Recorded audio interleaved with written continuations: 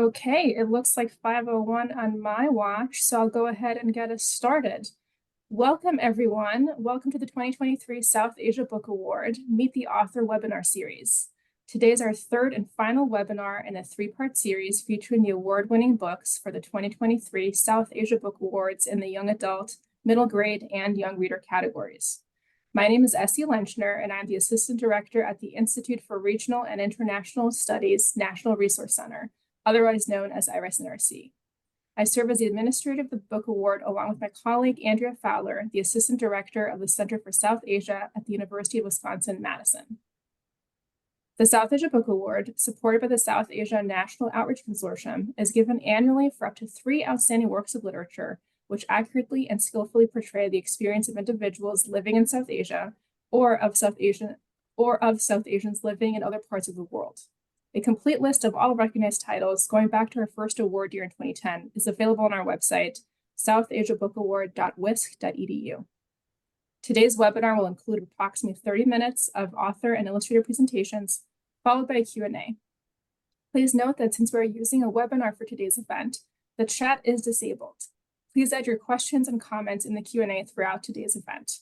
After the presentation, we'll get to as many of your questions as we can. And so it's my pleasure to welcome the 2023 South Asia Book Award winner in the young reader category, author Shireen Shamsi and illustrator Tarun Lak. Shireen Shamsi's family left India during the partition. Having lived in 3 continents, she views herself as a global citizen and now spends time sharing stories with children of the world. Shireen and her husband have raised 6 children, 3 human and 3 feline, and reside in the suburbs of Chicago. Shireen will go first, but I'll go ahead and share Tarun's little bio as well. Tarun Lak is an Indian-American animator and illustrator, born in Miami, Florida, and raised in Chennai, India. He attended Ringling College of Art and Design to study computer animation. He has since worked as a character animator on commercials and feature films, including Spider-Man, Into the Spider-Verse, Soul, and Luca. Tarun currently resides in the San Francisco Bay Area and enjoys drinking coffee and making art in his spare time. The Moon from Dehradun is his first picture book. So thank you both so much for joining us here today. I'm going to mute myself and welcome Shireen to share her story with us. Thank you so much, Essie. I am so honored, thrilled, and so very grateful for this award. Thank you and Andrea, and thank you to the Center of the South Asia Institute for Regional and International Studies, the National Resource Center at the University of Wisconsin-Madison. This book would not have come into existence without my wonderful agent, Abba of Talcott Notch Literary, and also my amazing editor, Eliza Liu, and the entire team at Athenaeum, Books for Young Readers. Thank you all for believing in this story. And thank you, Tarun. We're meeting today for the first time, and I'm so grateful to you for bringing my words to life and adding so much emotion and depth to the illustrations. And I really am so happy that you were gracious enough to ask me for photographs of my family and specific questions that you used in the illustrations. I really appreciate that. I also want to thank my critique groups and my writing community. I also would be remiss if I didn't mention my brother Ibrahim, who I turn to every time my editor sent me a request for edits. My gratitude to you is unquantifiable. It really takes a village to create a book, and I'm grateful for all your help and support. And also to my mother, whose story this is, and to whom this book is dedicated, who nourished us with stories we did not see in books. And to the memory of my father, whose words continue to inspire and uplift me. Last but not least, I thank my children. I am a writer because of them, and they inspire me every day. And my husband, who is my biggest support, who believes in me when I waver, and believe me, that happens a lot. Talha, you are my constant. You are my anchor, my life. There's an African proverb, until the lion tells the story, the hunter will always be the hero. Representation in stories is crucial. It's why I began writing stories for my children. I wanted them to see themselves. I wanted them to be validated and empowered by stories where they felt seen. I don't remember what I read a month ago, but I do remember the stories I read as a child. Books have a huge impact on children. And picture books are often an introduction to children's experience of the world for the first time. So they're so important. Children raised on books that represent every voice, every culture, every experience will have more empathy for others. And a child who sees themselves in books will feel their story matters. And I speak from personal experience. Growing up in the UK in the 60s and 70s, and being the only South Asian in my class, the only Muslim, the only brown child, I did not think my voice mattered because I didn't see myself or my experience mirrored in books or anywhere. So today, when I come across a picture book that is representative of my identity or experience, I get really emotional. I'm so happy for the child who gets to read this story and to see themselves in these stories. And at the same time, I think how amazing it would have been had I had these books while I was growing up. Being an immigrant, and the thing is, our family, 3 generations of our family have been immigrants. So I wanted to use this analogy, just like a repotted plant. A repotted plant needs strong roots to thrive. And immigrant children need to see stories of their heritage to strengthen their sense of identity. And knowing their culture and traditions empowers them and connects them to their history and their roots. And that's so important. The Moon from Dehradun was inspired by my grandparents' experience and also my mother and her 4 siblings. Growing up, I heard my mother's account of her harrowing experience of partition. As an adult, I also heard the accounts of my uncle, Mamu Aziz, and my aunt, Khala Nasreen. My mother's youngest brother, Mamu Said, was just a baby at the time, so he has no recollection. And I never got to hear the account of my youngest aunt, Khala Azra. So I chose to use her name for my protagonist, and with permission of her children, of course. Writing this book was really challenging because in order to write a picture book and of such a traumatic moment in history, it was really challenging to make it accessible to young children while not losing the importance of that moment in time. And so I had to, I chose to do it from the perspective of a child. And I think it works because of that. But I also wanted to share something that I used. There's one line in the book, which I will share. In fact, I'll hold it up because I don't have a PowerPoint. There's one line that says, "My heart sinks like a stone in a well." And the reason I chose that line was when I heard the stories of partition, I heard that there were many girls and women who either jumped into wells or were thrown in wells.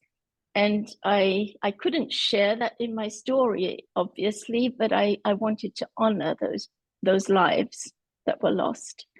And there was another part in it that I wanted to honor my grandmother She actually had, there's a part in the story where Azra's mother takes her rihel. I have one with me. So a rihel is a book stand carved out of one piece of wood, and people, well, my grandmother used it to read the Quran on it, and she carried it with her to Pakistan, and then my mother carried it with her to the UK when she emigrated, and now it's in Canada. So this piece of history has been in our family for, I think, 86 years.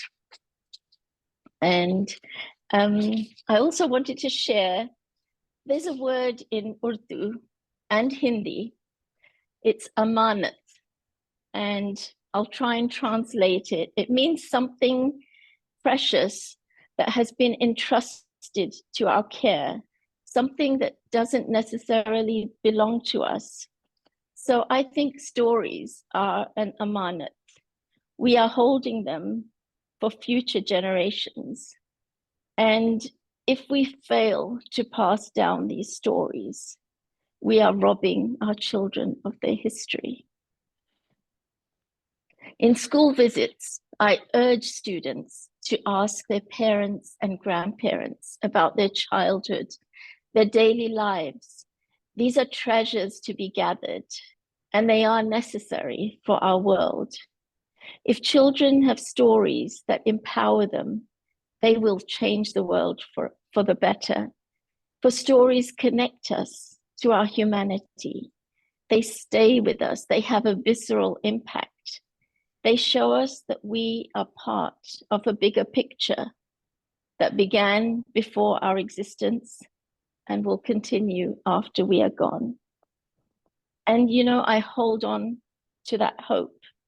I hope that today's children will grow up more empathetic, and they will be the leaders of tomorrow. And it's my hope that they will have empathy and they will achieve world peace. And in today's world, especially in the heartbreaking situation, that is what I hold on to, that stories will make a difference and impact the future. And I thank you for listening.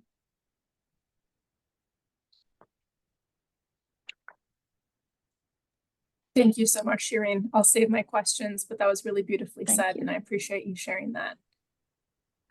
Tarun. Yeah, Shireen, that was beautiful. Really wonderful to hear your thoughts and your story. Just gonna start this keynote. So like Shireen said, there's such a wonderful real story at the heart of this. And when I was approached about this project to illustrate, I was immediately struck by the subject of the partition, the way it was handled, like Shireen said, telling it from a child's perspective was a really powerful way to talk about this difficult period of history. I myself am from India, and I believe Shireen is from Pakistan, so I felt it was quite poetic, actually, that a Pakistani writer and an Indian illustrator could come together and make a book about the partition. And I just thought, you know, I should really do this. I'd never illustrated a book before, but I was so honored that you know, this was the first book I got to illustrate. So it was really powerful for me. I learned a lot about the partition myself, researching while working on this book. Shireen was kind enough to share a lot of her family's pictures and memories with me. These are some images she had shared with me early on in the process before I'd drawn anything, and it really struck me that, wow, these were real people who went through this story, and it completely changed their lives, you know. And there's so many more people who who went through this. So just seeing these memories stored made it very visceral, trying to bring this book to life. Along with that, I'd done a lot of research, looking at pictures and movies and reading books about the partition, and you can see the just seeing the faces of the people who went through this at the time. These were pictures taken during the partition, and seeing mothers and children especially having to leave their homes, and especially because we're following a little girl in the story.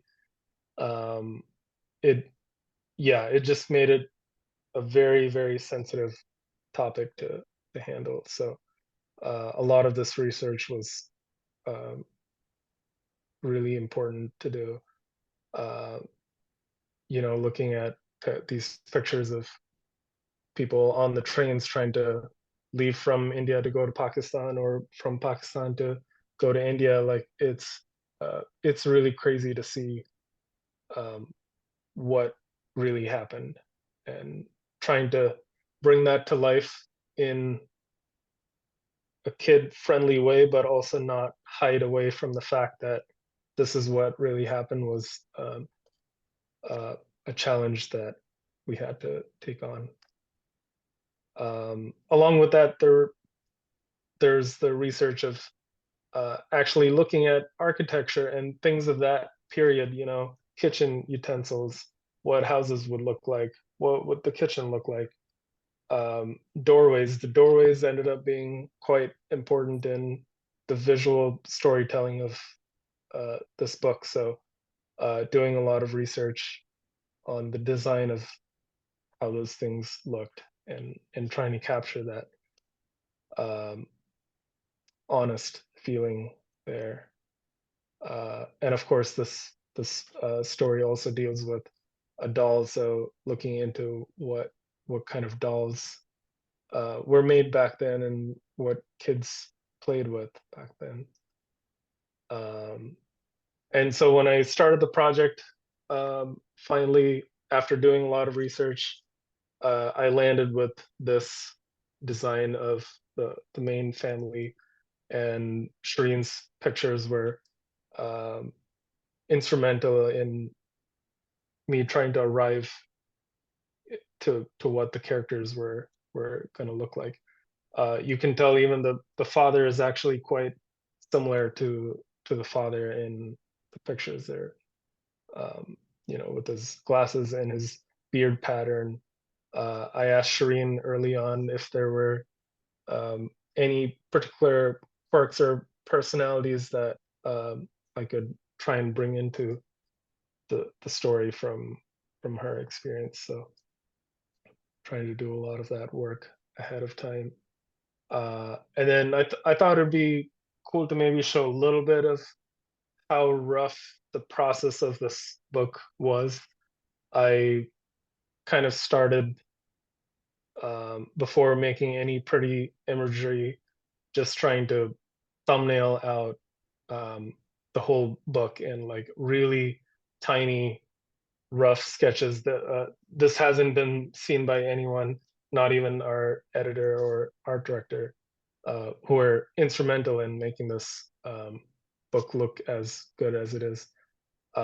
This is me just trying to work through, what were the story beats we want to communicate in each spread, and I'm trying to describe little things like, Azra should feel fearful in this panel, and would the compositional elements of, I want to see a bed here, and Azra and her brother lifting him up, and how do I play with that, but also make sure the reader is able to flow through from one page to the next.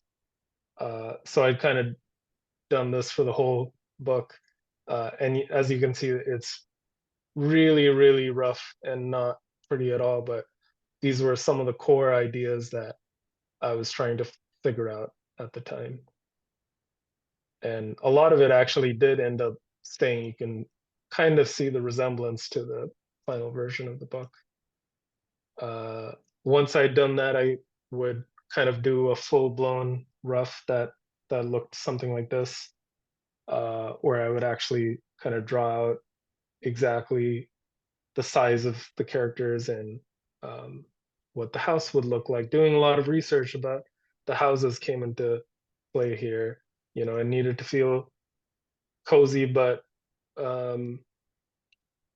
old, and it had to feel like it was in the family for several generations. So it needed to be recognizable as a house from Dehradun also. So trying to think about all that in fleshing this story to life. And then we come to this cleaned up image where I go in and detail out the line work and get some color in there. And I personally learned a lot about illustrating images through the process of this book. Here's another example of a panel that started out as a thumbnail that went into a rough that once I sent it to the editors and the art directors on the publishing side, they had a few notes to tweak the image. So this is me trying to work through that feedback, and then once we felt like this was good to go, then actually trying to clean it up. And this is my line work pass, and then I get the color in, and this is what's in the final book. So there's a very clear progression of like a really rough sketch to the final fleshed out piece. This was probably the most difficult spread to do, and it was also the first spread that we tried to tackle, seeing the train station and people trying to board the train, but there was not enough space on the train like we saw in the pictures earlier. People didn't really get tickets. They just kind of had to find a way to escape, so they would climb up on the tops of trains, and it was not really regulated. This was kind of a desperate time, so trying to capture that feeling, and Azra's distraught by the fact that she's left her favorite doll behind. So trying to capture that feeling in the composition, in the image, and also for us as the audience to feel that come through. It kind of progressed into this version of the spread, and then after working through more notes and trying to figure out little stylistic things and the exact color palette and the exact design, as you might be able to see, the family's design is a little bit different here. Once I had figured all that out, then I went back in and fleshed it all out, added more people, because it needed to feel even more visceral. This piece took the longest because I really wanted to pay close attention to each and every person that you see in the spread. Like, all of them had their own separate journey during the partition. They had their own story. There were children who were separated from parents. There were couples separated from each other, and friends separated from one another. So trying to capture that feeling, I tried to make sure that every single person had a unique look to them and a unique pose and expression and design, and trying to make sure that it felt real. And yet, hopefully also charming enough to be in a picture book that's appropriate for kids. This is another example of a tough spread. Azra getting inside the train and witnessing the crowd of people who were crammed into the train. These were again real things that happened. So how would that have felt? Drawing each and every face here again was really emotional to do, because you as I go in and draw everyone's eyebrows, and the mother holding the child close, um, drawing those to life, it kind of, it just makes you aware of how those people would have really felt in that situation. Here's another example of a rough taken to final. And when the family finally enters Pakistan and they find their new home, they're witnessing the same thing that's happened to them, but to another family who's had to escape their home to travel to the other side. Um, the religious tension of this time in partition kind of needed to be seen on the surface a little bit here and there. So adding details of a Hindu puja room to show that, oh, this was a Hindu family who faced a similar struggle, and seeing the food left partially cooked, while they had to pack up their things and hurry. This is the final. Here's another example. One of the things we wanted to highlight was this sibling relationship that was kind of at the heart of this story. Azra is not emotionally close to her brother at the start of the story, but through the course of this journey and the difficulty they face together, she learns to embrace him through this time, and trying to show in the story, among all the terrible macro world things that are happening, trying to show their relationship start to blossom, finding pockets of moments to show her hugging her brother, maybe for even the first time, and them discovering parts of their new house together as they start a new life. This was some exploration done for what the cover of the book might be. We went through several iterations, as you can see, trying to figure out how do we want to not only sell this book, but what is the core feeling you get out of the book when you see the first image on the cover in a bookstore, and trying to explore the moods there. And ultimately, because of the core sibling relationship, we landed on this image that felt really sweet, and it also involved the doll. And in the backdrop of all this, the train journey and the reality of scores of people during partition. And this was the final in color. I kind of tried to go with a muted color palette that felt invoking of the time, didn't disrespect the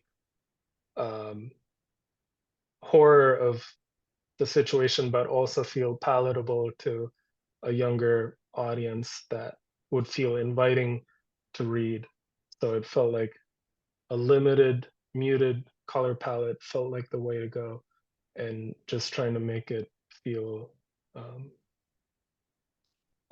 more emotional rather than realistic and overly colorful, maybe, as maybe a book of another subject matter might handle. Our ending for the book was quite a tricky one. We wanted this other family to discover Azra's old doll as Azra discovers a doll left behind in her new home by another person. We were trying to figure out how are these two girls connected? Are they connected through the country that they're being separated from?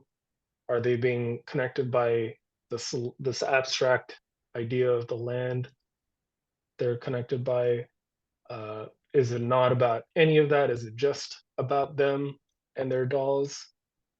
Ultimately, we landed with this idea of uh, them in their entryways, starting a new life in their homes with the sun rising up on it, and it's the beginning of their new era, and we were able to show their mirroring um, experiences through this journey, and almost a one-for-one swap of, they're going into each other's homes and discovering the other's doll, trying to mirror that experience as much as possible, to show that, oh, there were many families that might have gone through this.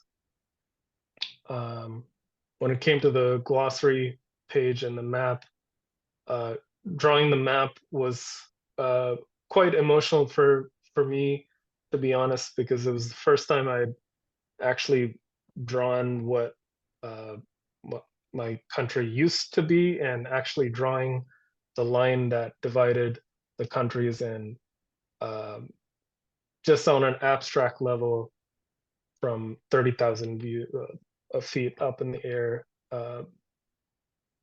drawing that line kind of made it very real, and made me think about uh, the exact separation of the families that happen across those borders. I feel extremely fortunate to have worked on this book, and feel privileged to bring the story of this family to life. And I thank Sharon for the wonderful story and the opportunity. Our publisher at Simon & Schuster, our editor, Eliza Liu, and our art director, Michael McCartney, who had initially reached out to me for this. And I want to thank Essie and Andrea for having us here, and for this wonderful award. It really means a lot. Yeah, thank you. Thank you, Taro, and thank you, Shireen, so much for sharing all of this. I'll admit, I'm feeling kind of emotional with the content you just shared, and it's incredibly moving. And my first question for you, maybe starting with Tarun, is how did you, I think you kind of answered that first question, which is, was it an emotional experience? And I think the answer to that is yes, but how did you go about sort of maintaining your own well-being as you were going through the creation process? I guess I didn't think about that too much. I was just sunken in on learning as much as I could about what had happened, and reading people's stories, and movies and articles from that period, because it's something that I was partially exposed to when I was younger, but as an adult, it kind of hits me in a different way, really thinking about what our ancestors have gone through. Yeah, so I guess I didn't. I was just more sunken into that world for a while. That's very fair. How about you, Shireen? Watching Tarun's presentation made me so emotional. I mean, it's really powerful. The illustrations, and then hearing about the journey as well. And seeing those different covers. I had never seen those before. So it was really, really interesting to see that, how you chose, which one to use. But I really appreciate you sharing all that. It really means a lot. Yeah, no, thank you. I mean, it was it was a wonderful learning opportunity for me, and to bring this world to bring this book into the world. Didn't take it lightly. For me, writing it was very emotional too. I mean, I would put it away for a while, sometimes for years. I started it a long time ago, but it felt so heavy. I would have to take breaks from it. And I think, one day I just thought, I don't know how much time I have. I need to get this story out because our children need to know their history. So that was when it became urgent. I think it's a testament to your writing, sorry, that with such a difficult subject matter that you could still bring this sense of warmth and hopefulness in, especially the ending of the story, and really make it accessible for younger readers without making it too scary, but still respecting what the times might have felt like. Yeah, it was powerful stuff. Thank you. But I really, oh, sorry. No, I that was so important to me because we have to have hope. And I wanted to end on a note of hope, and that's why I write children's books, because adult books don't always have that. And and children give me hope. So yes, of course. Well, I'm very grateful for both of you, and I'm sure so is everyone else who's listening in right now. I'll do my best to go through the many questions we have in the chat, as well as the wonderful compliments you both got. Dan O'Neill says, "So beautiful, Shireen." And Susan Johnson Taylor is asking, "I'd love to know how Shireen's text evolved from first draft to final publication. What, if anything, changed the most?" Well, that's a great question, Susan. Thank you. I know the basic story didn't change, although in the original version, there was no baby brother. Now, can you imagine that without the baby brother? So that's a big change. And there was a refrain that kind of made it too simplistic. There was a refrain on every spread in the original draft. So that went. But yes, the story really did stay the same. The journey, the train journey from Dehradun to Lahore, that was there always because that was my mother's story that I wanted to convey. But small details did change. Excellent. Abra says, "What an incredible amount of research went into this. What was the most challenging aspect of the story to capture?" When going into the research, it was so hard because of the pain that you feel reading stories and going deeper into it. I think the research was very hard because, I had my mother's story, but I needed to know more details in order to, make it a stronger story. Even though you don't add all those details, you have to know them. And so I think going into the research was very painful. I hope that answers your question. I think so. Yeah. I have a question for Taran here. What were your motivations for choosing this color palette? It captures so much emotion in so few colors. To be honest, I struggled with the color. I struggle in general with color myself, but I think trying to strip it down to a few colors and keeping it muted just felt like I was respecting the time more and the grit of it more. I think it would have felt odd to make it really colorful, or go the other way of like completely black and white. I think we would lose that sense of hope, and black and white would also kind of, in a way, distance you from the story in a weird way. Like oh, that happened in a totally different time that doesn't concern me. Um, but yeah, overly the tone of this story didn't feel like it was really colorful, but there were pockets of color here and there, like the relationship of uh, Azra and her brother, and the hope she begins to find at the end. Um, yeah, I beyond that, I don't know, because there was a lot of trial and error and doing one pass and then kind of stepping back and reacting to it and feeling like I want to desaturate this more or saturate it more or add, you know, a couple more sprinkles of color.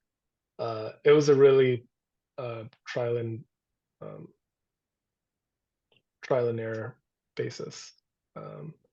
But yeah, it just needed to feel emotionally true for the story. That's what was important for me. I think the color palette has definitely resonated with the readers.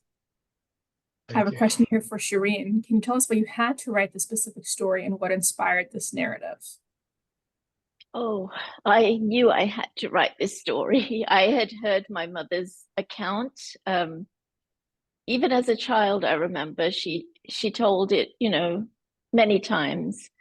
And when I did become a writer, I knew that this was a story I had to write because it's my family's history and my children need to know it.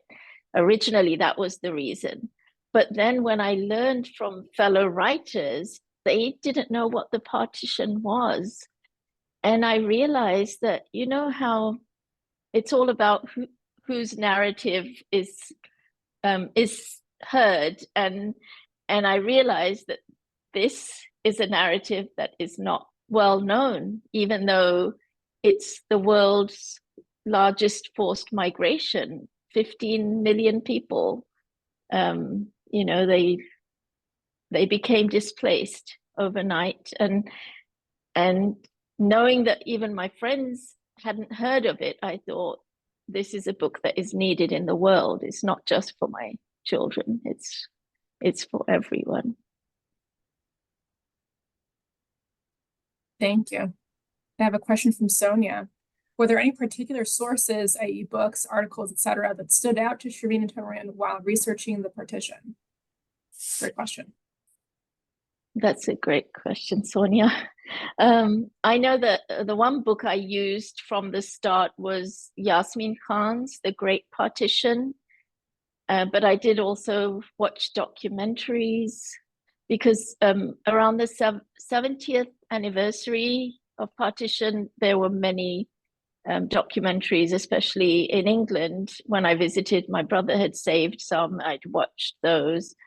I read some fictional stories, but there are not many. Maybe 2 middle grade novels and 1 picture book, and that's about it, really. I had a whole pile. I just can't remember the names.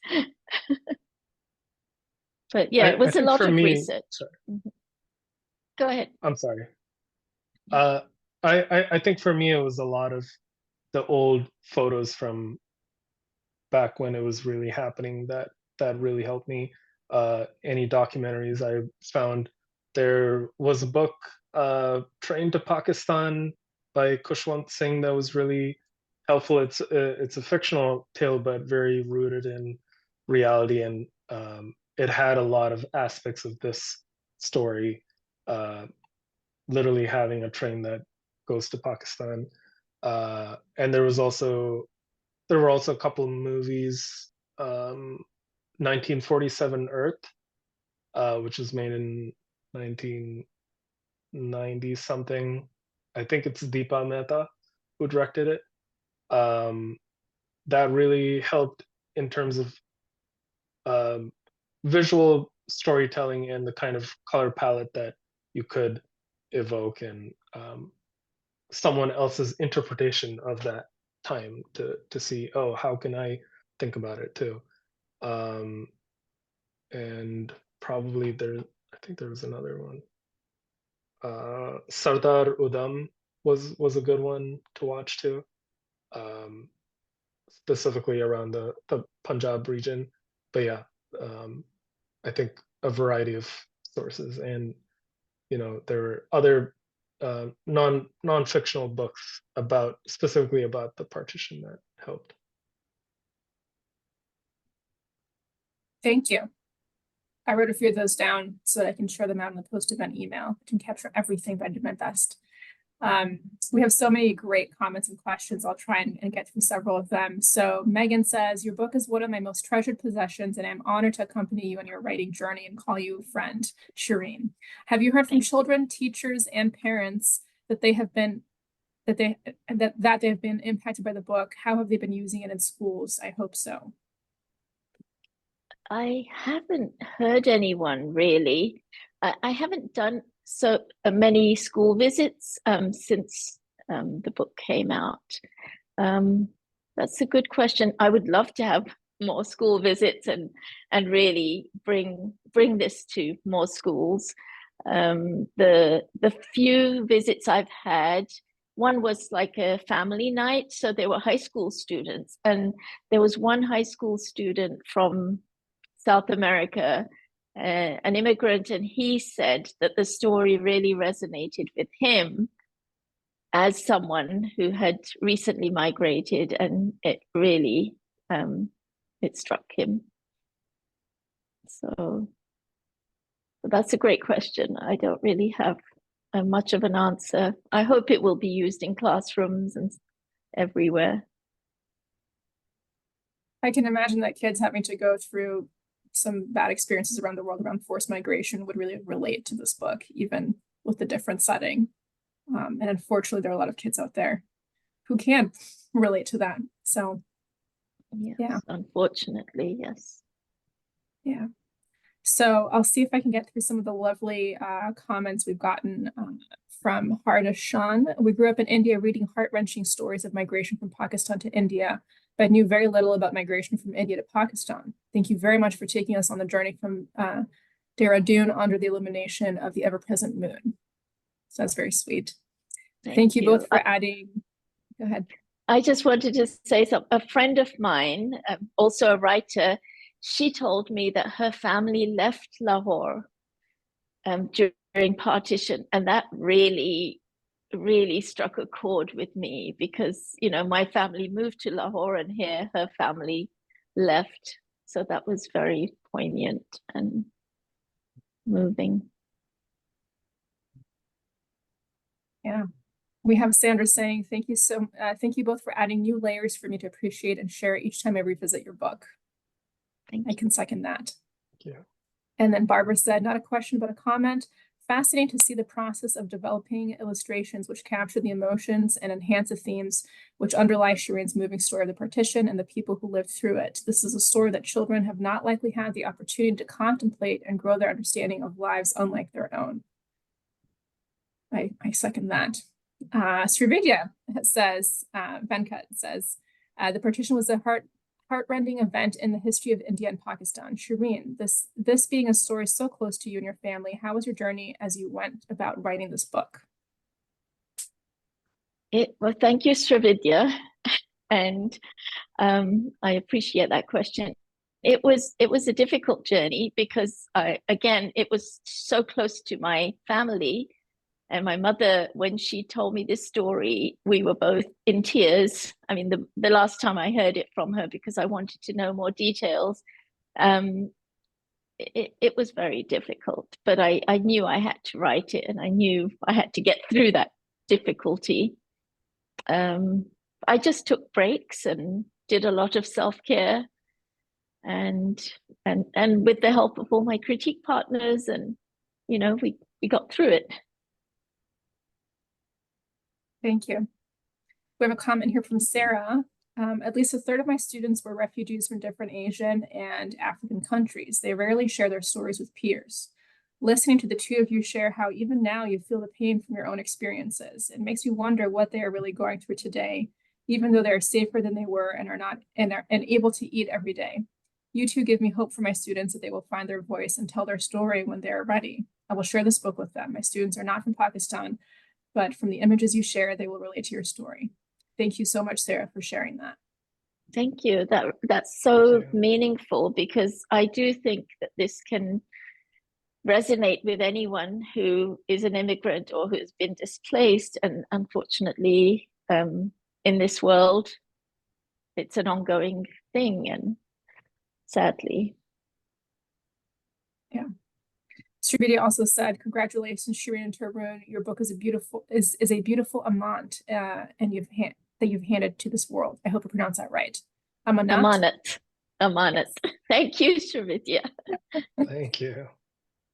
Another one, heartfelt congrats on this award. This is such a thoughtfully told, vital, and important story, and continues to be relevant." Thank you.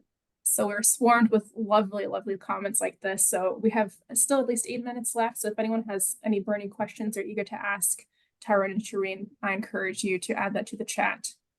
And I'll see what other questions I maybe had for you. Oh, so I do have a question. I'm obviously an outsider. I'm not of the South Asian diaspora or community in any way. And I'm curious, the partition itself, is it something you have to be careful bringing up? Is it something that is triggering to people in your families and your communities? Sort of, how does a mention of it, is it a taboo subject? Is it something that's discussed frequently? I'd love to learn more about what it feels like to be in the room, I guess, when this topic is brought up. I think 76 years on, people are talking about it, but I think a whole generation, or most of a whole generation, took their stories with them to the grave, because I don't think there are many stories that have been told. And I spoke to a friend who, or my friend's, a family friend, who said that they wish they had asked their parents about partition, and they never mentioned it. And I think the reason they never mentioned it was because it was too painful. And I think that trauma, a lot of people take that trauma with them to the grave because they don't want to burden their children. Because once you know something, you can't unknow it. And so if it's so painful, perhaps they didn't want to share that. And that's sad. It is. And I hope you get to spread your message with teachers and their students in particular, so that they feel encouraged to share their story. But Tara, it looks like you were ready to say something as well. No, I don't have much to add. I think I just echo Shireen's comment. I think it doesn't get brought up a lot, but when it does, it always feels like a heavy subject with trauma attached to it and mixed feelings, depending on who you ask, I guess. So it's always a difficult subject from a variety of angles, I think. But I think the more we keep sharing stories about it, I think maybe the easier it might be to process what happened. Yeah, I think you're right. And I'd like to add, I think because there are different narratives, and people can't agree on those narratives. And so that's why it can be tricky to bring it up and discuss it. But that was one reason why I ended the story. And Tarun has very beautifully illustrated it. I think the last picture of the two girls, they look the same, and yet their families were torn apart, their homes, they had to leave their homes.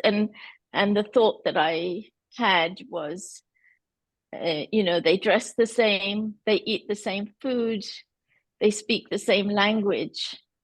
What was it that tore them apart?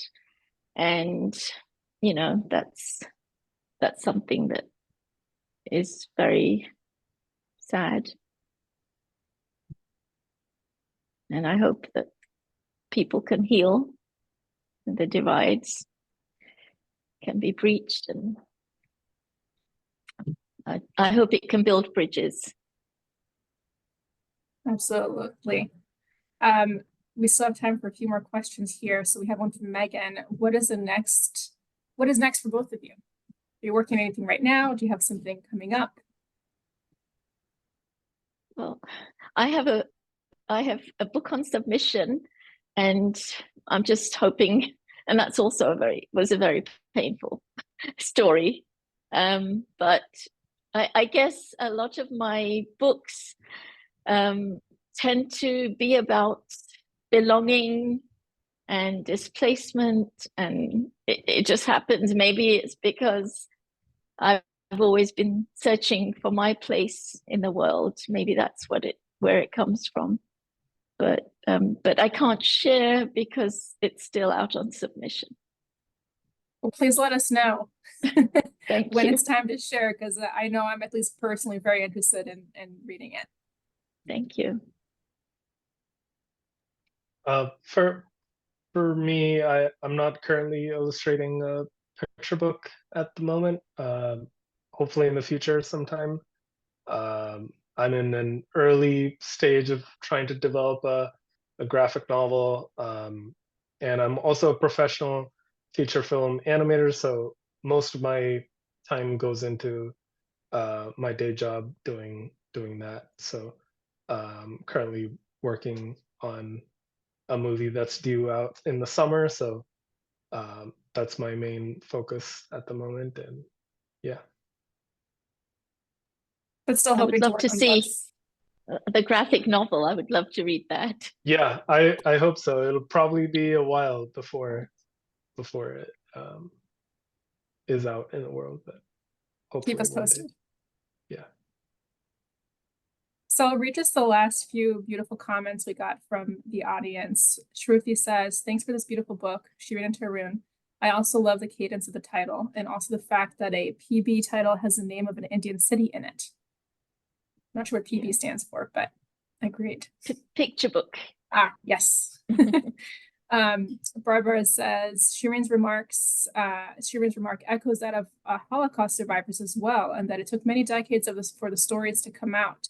In the same way, stories of partition are precious and important. I was thinking the same thing, actually, including with some of the imagery in the book. So that's interesting. Comment from Zainab. Shirin, the book is beautiful. It touched my heart and made me cry. This is a reminder of the South Asian history that needs to be told. So honored to be your friend. Tarun, the art evokes feelings of warmth and hope. The picture that touched me the most is when Azra went to her new home. That happened to my aunt when she fled India down to the pot left cooking in an empty house. Yeah. I hope this book becomes available to all South Asians in India and Pakistan. Laura says, thank you. Yeah. Laura says, this is such a beautiful book, and thank you both for bringing this story to life. Shirin, I'm curious to know your family's reaction to seeing the book for the first time. And it's 6 o'clock right now, but we'll let you answer that question and then we'll say goodbye.